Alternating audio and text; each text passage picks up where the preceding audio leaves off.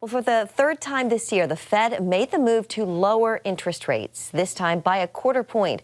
The decision, it didn't come easily. Members of the committee were torn, with some fearing the impact of continued inflation.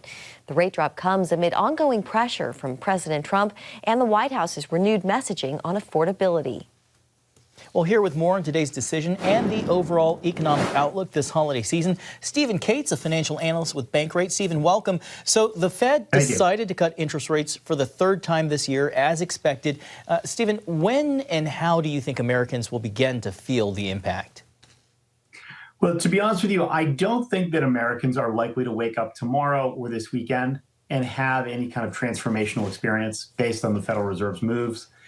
This singular quarter-point rate cut does potentially reduce borrowing rates a little bit. It will also reduce savings yields on savings accounts and CDs and other savings products. But it's really the totality of all of the cuts that have taken place since September of last year that has moved borrowing rates and other rates down. So nobody should really expect that their holiday plans are going to be impacted or changed based on this event. We know this was a tough decision for the committee to come to. Why couldn't members agree about the cuts, and what impact did the government shutdown have on their ability to make a clear decision? So there's disagreement within the Federal Reserve Board committee about exactly what the right course of action is. Now, ultimately, the consensus was for this quarter-point rate cut, but there was certainly growing dissent and has been growing since the September meeting when we had a singular dissent. In October, there was 2. Now this is 3. So there is more feeling from some of the more cautious members of the committee that maybe we're already at the position. We're at neutral interest rates. And so, that is probably going to bleed into the following meetings. January, we probably will not have a cut. It's yet to be seen exactly what is going to take place next year. But given the projections the Fed put out today, one cut is projected for 2026, and that could take place probably midpoint of the year.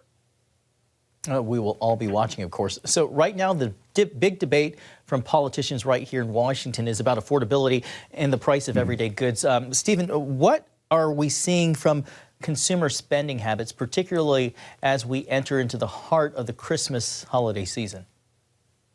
Well, we are seeing that spending appears to be holding up pretty well, even on an inflation-adjusted basis. Black Friday and Cyber Monday came out pretty good.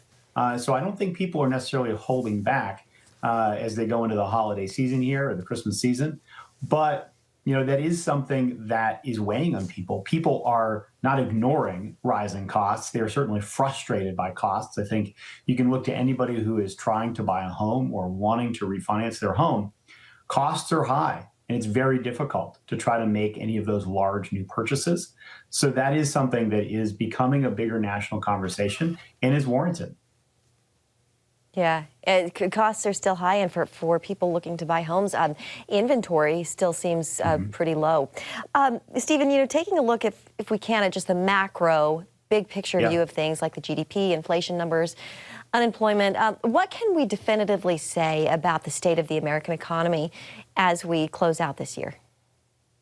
Well, to harken back to your prior question about the government shutdown, I think it's pretty relevant to say that the Federal Reserve made a decision today without all the data that they really would have liked to have had. We're going to get more data next week on a delay due to the government shutdown. We'll get labor data, we'll get inflation data next week.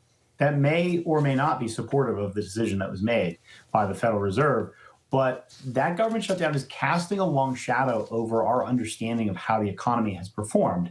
Now, we can look at alternative data sources and we can certainly make a judgment about how the economy is performing, but the official data is useful. And that's something that is going to trickle out between now and the next Federal Reserve meeting. We'll have a better estimation of really how 2025 turned out and how the fourth quarter turned out only next month.